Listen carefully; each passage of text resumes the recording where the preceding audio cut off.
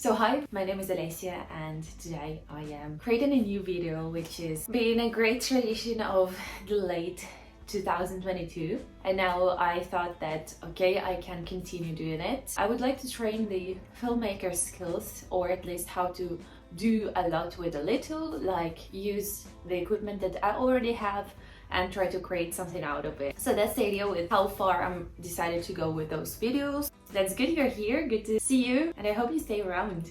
So it has been now more than 8 years since I've started to create my goals and follow them throughout the year. And that's honestly crazy. That changed my life completely. That made me realize what I really want to do during the upcoming year and to be more focused on the goals I want to pursue. Basically this year, 2023, is the same as the ones before, and I want to plan and I want to advance during this year. So I want to be very precise and in what I want. With that, we can start. We can actually take a piece of paper or your favorite notebook and start planning together. I'm gonna quickly talk about what I'm doing, and then you can see if that works for you or if you prefer to use other methods as well. So there's one thing that I'm using during the last 3 years, which is called Year Compass. I'm gonna show it to you. So here we go. It exists in different languages. It looks something like this. It is free and it can be printed as just A4. If you prefer, it can be also filled in online. And basically what it does, at first you reflect on the year that has just passed. They are asking questions, something like try to revise the calendar of the previous year. What was the last year about for you? Personal life, family, friends, community, art, career, studying, all that kind of stuff. It asks you about your main achievements and about the challenges that you had during the last year. It asks you to reflect about the upcoming year, 6 wishes for the next year. It also asks you to sign a sentence, something like, I believe that there's nothing impossible in the new year, and you actually sign it.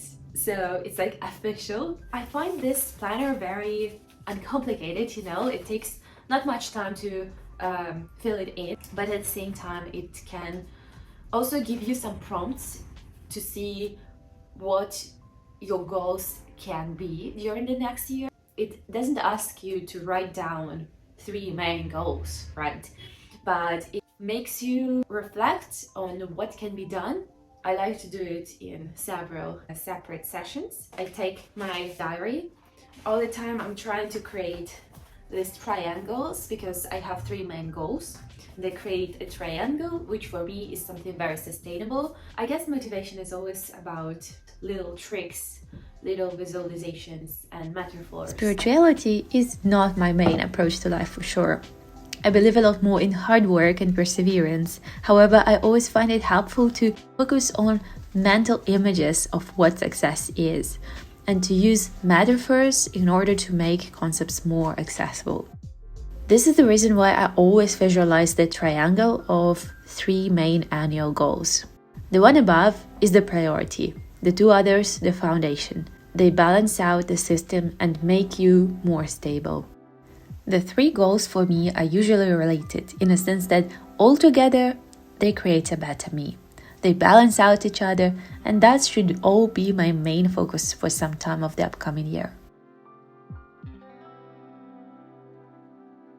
And from here I can start develop subcategories related to more concrete goals. And of course I'm trying to make my goals also smart, so specific, measurable, achievable, relevant and time-bound.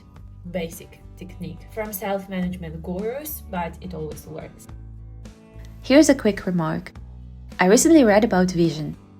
Our optical system is made in a way that you can only focus on a tiny window at one time. So keep in mind that even if you have 3 bigger goals in focus, you cannot be focused on them all together. During a certain time of your year, you have to prioritize one or the other. Your 3 goals should create a system, and it's your job to follow it. Well, it's finally time to discuss everything I'm doing for planning. And first of all, I draw a spidergram or a mirror. My focus is the year, and then I've got 3 main goals, exactly the same thing last year: career, feeling home, and self-esteem. I split each category into something more concrete. What constituted for me a feeling of home? I want to have a community, I want to take care of a house, I want to create some extracurricular activities that keep me busy during the normal week. And relationships, I did the same for self-esteem, elegant appearance, erudition, health, well-being, finance, sports, self-realization. And out of all these more concrete goals, spheres that are not goals yet, I want to create something very specific. I have a separate Notion page for everything that's my PhD planning. I'm sharing it also with my PhD supervisor.